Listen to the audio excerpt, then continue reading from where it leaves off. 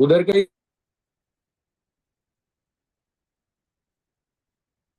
Yeah, good morning, everyone.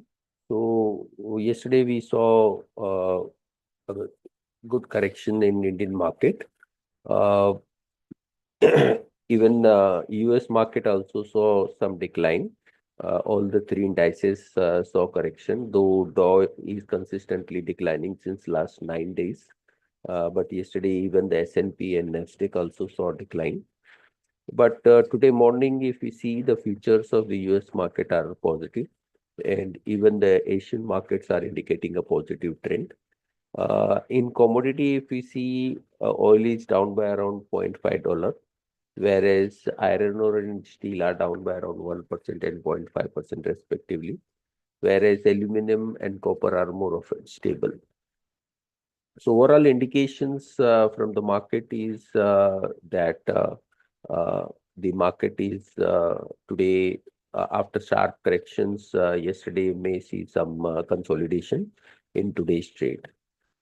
We had seen rupee depreciating sharply yesterday post data of the uh, trade deficit uh, current which has led to the sharp correction yesterday. And we see that now, after these corrections, may see some consolidation in today's trade.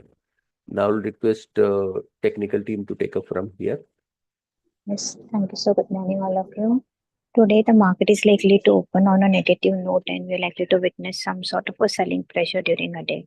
Yesterday, we seen that on the technical front, Nifty has given the breakdown of 50 days moving average on the closing basis, which gives some sort of a cautious sign. If Nifty today trades below 24,380 levels, then the selling pressure is likely to be continued towards at least 24,200 to 24,100 levels on the downside. Whereas on high side, as of now, the resistance is placed at around 24,400 for today's intraday purpose. If it's break that level, then only some pullback rally can be witnessed towards 24,500 levels. So the view is a bit cautious as long as Nifty trades below 24,400 levels. Coming towards the bank Nifty, 52,740 is the initial support level. If it's break that level, then more selling pressure is likely to be seen, which might take a Nifty on a downside towards 52,500 to 52,270 levels. Whereas the resistance is placed at around 53,340, 53,500. We request all the traders and the investors to stay light on the long positions because we believe that the selling pressure can be seen into the market for the coming week as well, and which might take a Nifty towards 24,000 to 23,800 levels on the downsides. So whatever the position you guys take it, please maintain with the strict stop losses. That's it from my end. I request Nirav to take a call forward. Yeah, thank you, Swati. On the derivative front, couple of things here with the Nifty going down from 24,800 levels. The open interest has shot up a bit. So some shorts have been there in the system now. But the good signs here is the VIX hasn't increased much. It has not gone above the 15 levels, which is a very important sign. Also, PCR is now deep in the oversold zone now at 0.65. That does suggest, some sort of support buying can come in Nifty, probably from, after an hour or so once Nifty opens. So yeah, that one needs to see. Also, good support now for Nifty is placed around 24,000 with the highest put base around those areas. So 24,200 to 24,000 has host of supports, and that is where probably you can see some buying coming in Nifty from. Um, for yesterday, a lot of call built up was seen from 24,500 to 25,000 strikes. Once 24,500 is broken above, you can see a good amount of liquidation in these strikes, which can probably fuel the rally further. So yeah, look out for the same.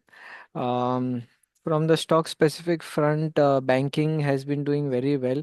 In spite of some selling in Nifty, you've seen banking actually witnessing some buying in the last 2, 3 trading sessions. So yes, very likely we'll see more buying coming in here. The likes of HDFC Bank, ICICI Bank, Axis Bank can probably do well. Also, the PSU, some short covering action can be seen. So yeah, all in all, this is one sector which can probably take even the Nifty higher. So yeah, look out for the same. That's it from my side. Like to have the fundamental team to take over, please. Good morning. On the news front, US FDA inspected Unit 4 of API manufacturing facility of Aurobindo Pharma subsidiaries, which is located at Telangana. The inspection closed with 2 observations, and the company has informed the exchange about these observations that are procedural in nature and will be responded in a timely manner. So this is marginally negative for the company. On the IPO front, today, Sai Life Science Limited is listing on the exchanges. We did recommend to subscribe the issue with a long-term investment view. The total issue size is rupees 3,043 crore and the price is set at rupees 549 at upper end. It has a fresh issue of rupees 950 crore, of which 720 crore will be utilized for the repayment of borrowings, and rest for the general corporate purposes. The Sai Life Science is an innovative focus CRDMO, that is Contract Research Development and Manufacturing Organization. It also provides CRO services for their integrated drug discovery program. It has a presence across regions such as US, UK, Europe, and Japan, and has served more than 200 innovative pharmaceutical companies. It has a product portfolio remains a key in this industry, where the company's portfolio of 50 products, of which 38 products applied for the manufacturing of 28 commercial products and 12 products for the APIs. Which are undergoing or had completed the phase 3 trials. So this has a potential to drive the company's business with a strong momentum. Historically, the company has demonstrated a strong financial performance, where it has seen the revenue growth of 30% and EBITDA growth of 51% between FY22 to FY24. Also, company's operating margins have improved from 14% in FY22 to around 19% in FY24. As a result, the return ratios have also improved. On the valuation front, the issue is offered at a valuation of 39.5 times to EV by EBITDA, which is at discount when compared to a 51 times to average industry valuation. If we look at the operating margin profile of the company, it is lowest among its peers. However, it has the potential to improve it, backed by their investments in R&D, talent development, and operational excellence.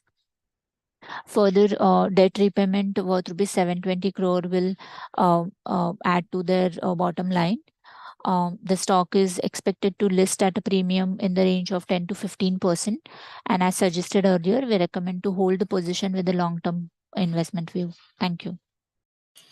Good morning. There's one more IPO getting listed today, Vishal Mega Mart. Company had come out with a rupees 8,000 crore OFS issue at an upper price band of rupees 78. We had given subscribe to this issue. Estimated listing prices of around 100 rupees, which would be 28% higher to the price. So one can hold the stock for further value unlocking in medium to long term basis. Thank you. Good morning. Also today, one MobiKwik Systems Limited IPO is listing today. The post-issue market cap will be rupees 2,167 crore. The issue consisted of fresh issue up to 572 crore, and company proposes to utilize the net proceeds towards funding their financial services business, payment services business, and R&D in data product and technology. Talking about the company, One MobiKwik Systems Limited was co-founded by Bipin Prit Singh and Upasana Thakur leverages scalable technology to promote financial inclusion in India, operating a two-sided payment network. It serves 16.1 crore users and 0.43 crore merchants. About the company valuation, One MobiKwik Systems Limited is well positioned in India's fintech center with scalable operations, profitability, and strong consumer loyalty, reflecting in its low CAC of rupees 33 and 90.3% repeat usage rate. The company reported rupees 875 crore in revenue and rupees 14 crore net profit in FY24 with a 4.2% EBITDA margin, highlighting operational efficiency compared to peers like Paytm. With an attractive valuation at 2.3 times EV by sales, the company is well positioned for future growth. Thus, we recommended subscribe to this issue. Thank you.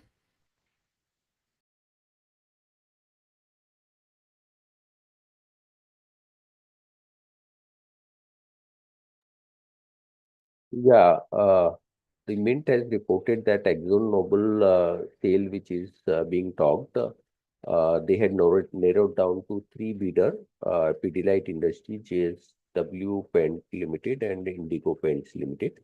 Uh, Seems like Asian Paint is out of this buying of ExxonMobil's.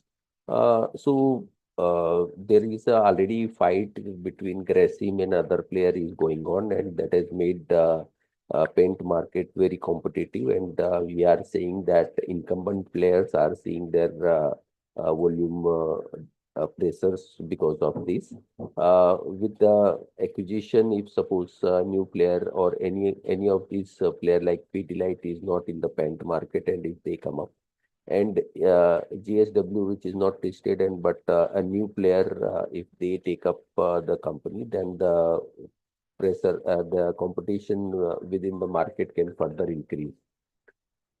So that can act as a bit challenging as well. So may continue to remain, Asian Paint may continue to see pressure on account of this increasing competition, and also the other paint companies as well. So if Pidilite enter into this market with high valuations, then it can act a bit negative for even Pidilite industry as well. Then Vatek Wabag, in September, they got a very large order of 2,700 crore from Saudi, which now stand cancelled. The Saudi has informed all the tender related to that particular project is being cancelled for internal administrative procedures. As such, bit can act as negative for Vatek Wabag. Then Ambuja Cement has announced merger of Sanghi Industries and Panna Cement, which were acquired by them earlier. Bit surprising that Sanghi Industries, when the company acquired, they acquired around 115 rupees, but the merger is coming at 68 rupees.